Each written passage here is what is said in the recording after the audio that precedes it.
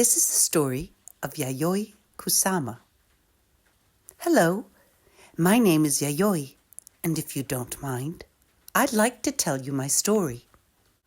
I was born in 1929 in Matsumoto, Japan, an ancient city with a beautiful castle. I have loved drawing more than anything else ever since I was a little girl. Everywhere I went, I carried my own sketchbook with me. I drew everything. Sometimes I saw things around me that other people didn't, and I rushed to draw them in my book before they disappeared.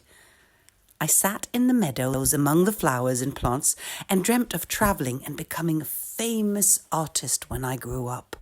So one day, I decided to leave. My mother didn't want me to go, but I got on a plane and flew to America to make my dream come true. I landed in New York with a suitcase full of drawings and some money hidden in the shoes, which unfortunately ran out quite quickly because living in the big city was very expensive. In order to eat, I picked up fish heads and cabbage leaves that were thrown away in the market, which I then used to make soup. In New York, I stayed in an apartment where I painted large canvases filled with dots that formed infinite nets, which often came off the picture and ended up on my dress, table, or walls. I was poor and alone until one day an elegant lady came knocking on my door. Georgia O'Keeffe, the greatest American painter. I had written a letter asking her for advice. She wanted to know how I was doing and help me sell my art. She introduced me to her art dealer, who immediately bought one of my paintings. Wow! I painted a lot of pictures back then. 5 of them were shown in my first solo exhibition in New York. It was a success. Other exhibitions followed and new ideas for new works came to me. I created cushioned, elongated and soft shapes which I used to fill rooms, boats and shoes and cover couches, armchairs and hats. I covered bags and dresses with pasta. I filled rooms with glittering spheres, lights and mirrors that reflected everything endlessly. I organised shows that I called happenings, where I would strip people and paint their bodies with dots. The newspaper got wind of it all and started writing about it. I thought that it might also be an opportunity to send out some important messages. So I organised a happening on the street with naked men and women who were protesting against the war, handing out leaflets with messages of freedom and peace. But it didn't last long.